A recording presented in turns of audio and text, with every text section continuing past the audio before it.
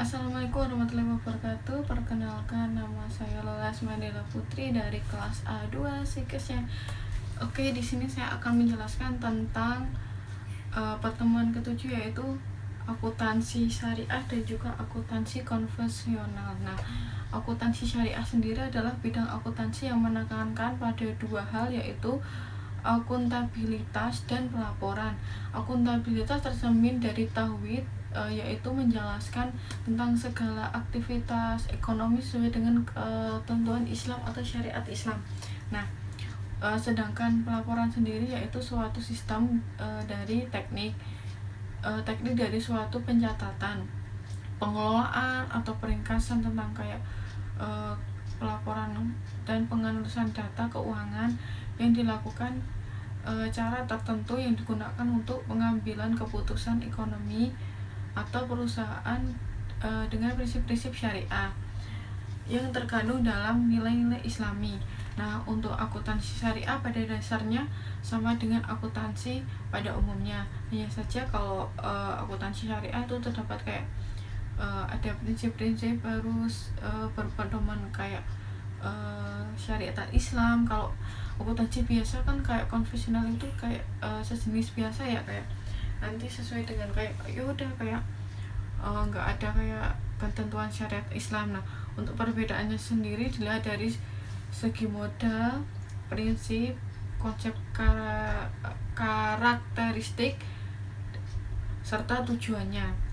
Dengan lahirnya akuntansi syariah sebagai salah satu cabang ilmu dari akuntansi yang sangat baik karena banyak pembawaan kayak dampak positif, kayak nanti kayak tidak ada subah riba. Kalau akuntansi konvensional biasanya kayak ada subah riba atau laba di dalam kayak subah deposit, khususnya dalam bidang perekonomian dalam suatu negara yang menganutnya. Nah, untuk dasar-dasar akuntansi syariah sendiri yaitu dasarnya bersumber dari Al-Quran atau Sunnah Nabawiyah, ijma atau kesepakatan para ulama, hias persamaan suatu peristiwa tertentu, uruf dapat adat kebiasaan dan yang tidak bertentangan dengan syariat Islam, kaidah-kaidah akuntansi syariah. Nah, untuk selanjutnya adalah memiliki karakteristik khusus yang membedakan dari kaidah akuntansi konvensional. Kaidah-kaidah akuntansi syariah sesuai dengan kayak norma-norma syariat Islam, masyarakat Islami, dan termasuk kayak kedisiplinan, ilmu sosial, berfungsi untuk sebagai pelayanan masyarakat pada tempat penerapan akuntansi tersebut. Nah, untuk selanjutnya saya akan menerangkan tentang tujuan syariah.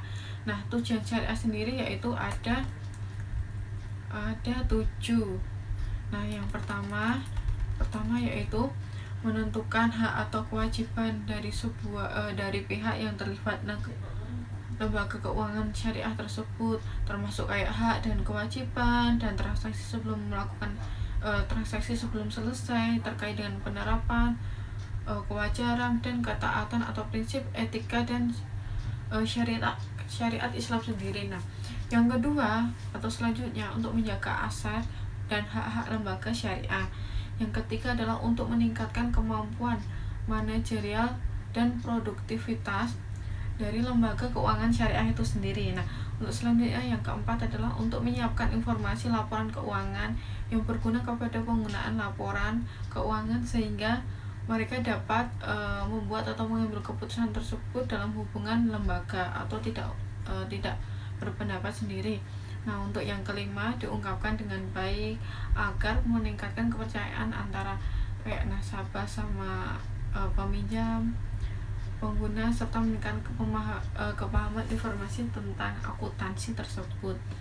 Nah, untuk yang keenam adalah mendukung penyusunan standar akuntansi yang konsisten sehingga meningkatkan kepercayaan pengguna keuangan laporan. Nah, yang terakhir adalah sebagai laporan keuangan yang bertujuan menyediakan informasi yang menyangkut posisi keuangan, kinerja, serta kayak perubahan posisi keuangan suatu perusahaan. Nah, untuk selanjutnya adalah ini saya bentar.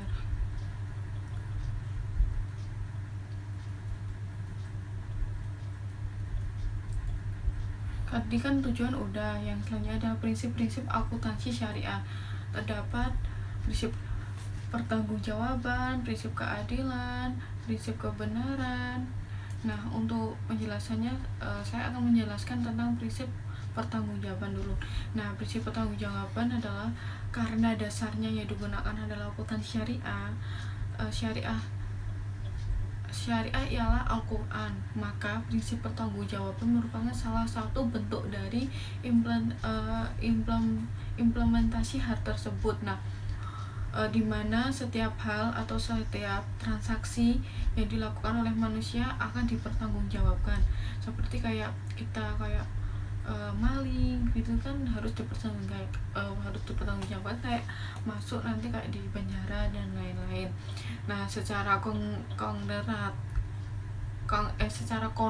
transaksi yang dilakukan seorang pebisnis harus dipertanggungjawabkan. Nah, salah satunya ialah laporan keuangan dan laporan akuntansi. Nah, yang kedua adalah prinsip keadilan.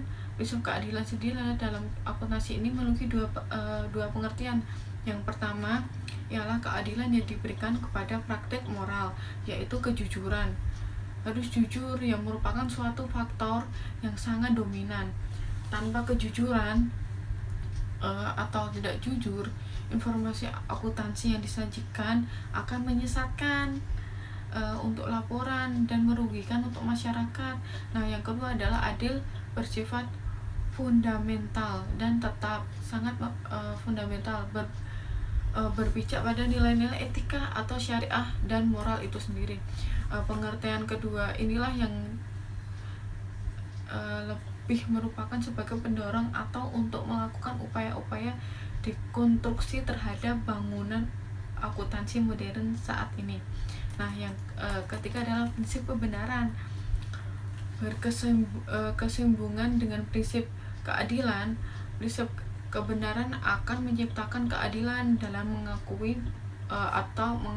mengukur, melaporkan semua transaksi ekonomi. Contohnya pada aktivitas pengukuran dan pelaporan tentu saja akan berjalan dengan baik ketika dibarengi dengan rasa kebenaran. Nah, yang selanjutnya adalah prinsip filosofis akuntansi syariah.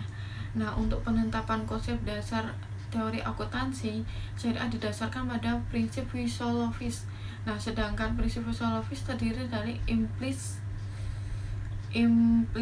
diturunkan dari konsep faid dan action yang berasal dari nilai-nilai tauhid. Berikut ini adalah penjelaskan prinsip filosofis tersebut. Nah, yang pertama adalah prinsip filosofis humanis. Humanis berarti akuntansi syariah memiliki manusiawi atau dapat dipahami secara manusia. Nah, memiliki arti bahwa akuntansi syariah bukanlah hal yang asing kemudian menjadi aneh di masyarakat. Nah, manusia yang selalu berinteraksi sesama manusia atau orang lain, menjalani kehidupan oleh manusia berdasarkan pada kemampuan kapasitas yang dimiliki oleh manusia itu sendiri. Nah, konsep dasar dari instrumental diperoleh dari dasar pemikiran bahwa akuntansi syariah merupakan instrumen yang dipraktikkan dalam dunia nyata saat ini. Nah, untuk yang kedua adalah prinsip filosofis emansipatoris, berarti bahwa akuntansi syariah memiliki prinsip atau membebaskan manusia dari belenggu ideologi semu atau akuntansi ini mengenai adanya perubahan signifikasi, mencoba untuk melakukan perubahan pemikiran yang tadinya kayak logistik tercerahkan. Nah, di sini itu adapun konsep dari emansipan di antaranya sesuai dengan etika, kayak konsep dasar justik, konsep dasar etikal, yang memberikan kayak sebuah pemikiran bahwa konstruksi teori akuntansi syariah terdiri tidak bersifat dogmatis atau eksklusif. Kenapa? Karena diterapkan pada Nah, untuk prinsip selanjutnya adalah prinsip filosofi transmental. Maksudnya adalah teori akuntansi syariah itu melintas atau batas disiplin oleh akuntansi itu sendiri. Selain itu, akuntansi syariah juga dapat terkait dengan bidang ilmu lainnya seperti ekonomi, sosiologi, psikologi, entologi, antropologi, dan bidang ilmu yang lainnya. Nah, untuk selanjutnya adalah prinsip filosofis teleo teleologikal. Nah, teologikal memiliki artian bahwa akuntansi syariah juga merupakan bentuk pertanggungjawaban kepada Tuhan Yang Maha Esa sesuai dengan manusia atau juga kepada alam semesta sendiri. Pertanggungjawaban ini adalah menuju kayak keberhasilan manusia kepada Sang Pencipta. Nah, dari prinsip ini terdapat konsep dasar ethical dan holistic welfare. Ethical merupakan konsep dasar yang dihasilkan oleh konsekuensi logis keinginan kembali ke Tuhan dalam keadaan tentang suci. Nah, untuk selanjutnya adalah ciri-ciri akuntansi syariah, yaitu ada 9. Yang pertama adalah dilaporkan secara benar atau Quran 10:5. Yang kedua, cepat dan pelapornya. Yang ketiga, dibuat oleh ahlinya atau akuntan. Yang keempat, terarang, jelas, tegas, dan informatif. Nah, yang kelima, membuat informasi yang menyeluruh. Nah, yang keenam adalah informasi itu ditunjukkan kepada semua pihak yang terlibat dan yang membutuhkan. Yang ketujuh, terperinci dan teliti. Yang ke-8, tidak terjadi manipulasi. Nah, yang terakhir, yang ke-9 adalah dilakukan secara kontinu atau tidak salah. Nah,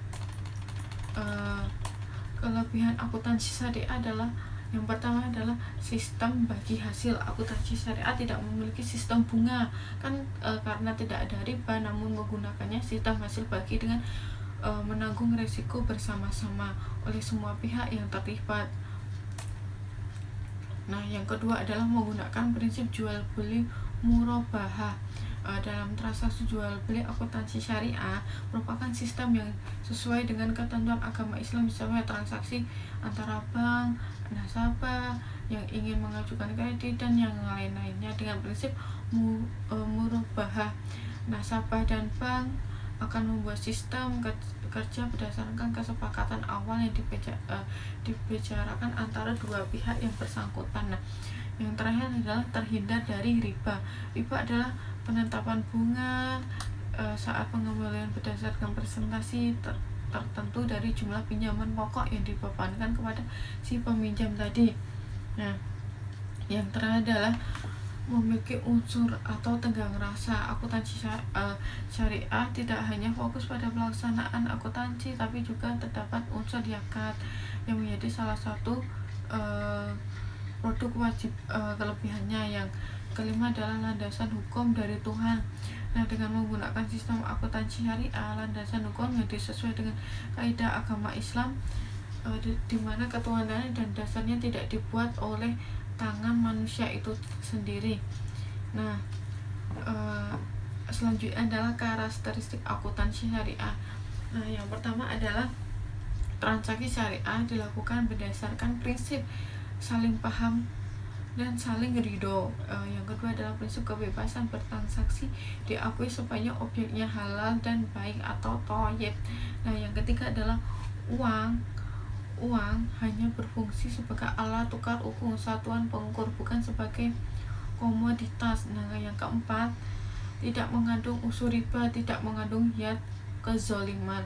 Yang kelima, tidak menganut prinsip nilai dari suatu uang atau tim value of money, karena keuntungan dapat digunakan untuk usaha terikat dengan risiko yang tinggi atau melekat. Nah, yang keenam adalah transaksi dilakukan berdasarkan suatu perjanjian, itu harus jelas dan benar, serta keuntungan semua pihak itu tidak merugikan antara pihak lain dengan yang lainnya. Nah, yang terakhir adalah akuntansi perbankan syariah atau PSAK.